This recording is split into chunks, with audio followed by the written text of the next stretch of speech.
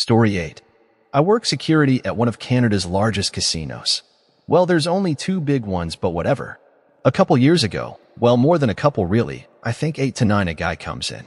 He's on vacation with his family, but they're in the hotel, so he comes down to play some blackjack. I was relatively new back then, was working for about 8 months. I didn't know who he was, but my boss, head of security, did. Apparently they were friends.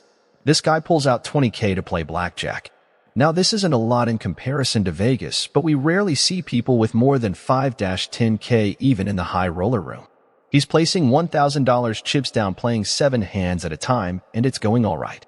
He was up maybe $18,000 in 10 minutes. Then he starts placing the max and loses it all within half an hour or so. Now, this isn't too unusual. I've worked here a while.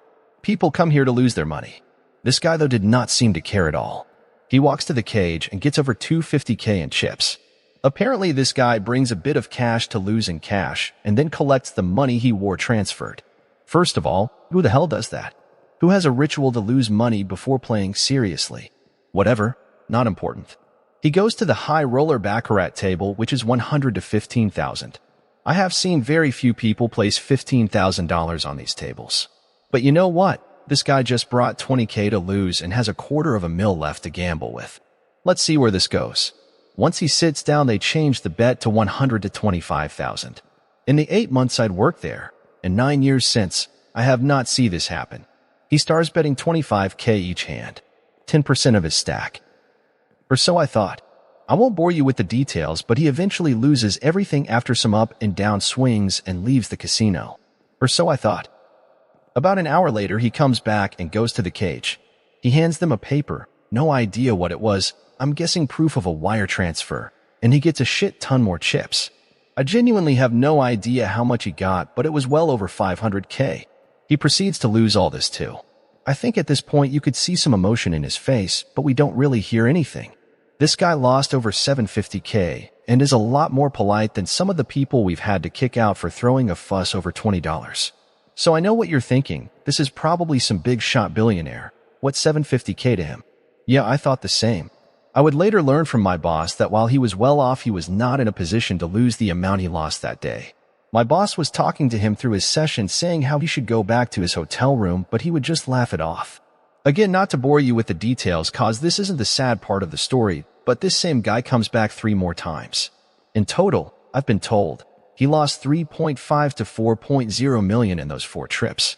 So like I said, my boss is friends with him, so we know a little bit more about this guy than we should. He's basically a successful businessman who owned a couple of convenience stores and a restaurant.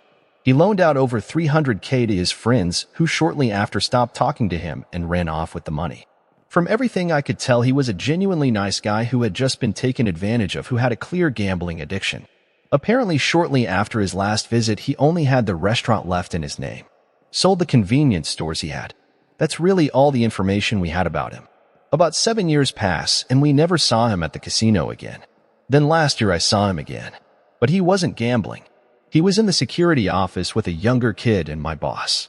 I knew the younger kid cause he used to come to casino once every 2 to 3 weeks and blow 4-5K a visit. He was the youngest platinum member I'd seen in the platinum lounge, and pretty nice too. The dealers would talk about him in the break room cause he was always friendly and would tip well. Turns out this kid is the guy's son. I don't approach them or anything, but afterwards I learned from my boss that this kid lost over $50K at our casino over the course of the past year. His dad made him sign a self-exclusion policy so that he was banned for life. The kid, like his dad, had a gambling addiction. I thought it was just a rich kid with money to blow, but no. This kid was working more hours than most people I knew just to fund his gambling. He would take the casino bus for 2 hours back and forth just to gamble when he got a day off work.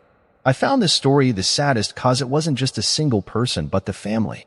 I really hope the kid got some help, as I'm sure his dad did, since he never showed up again.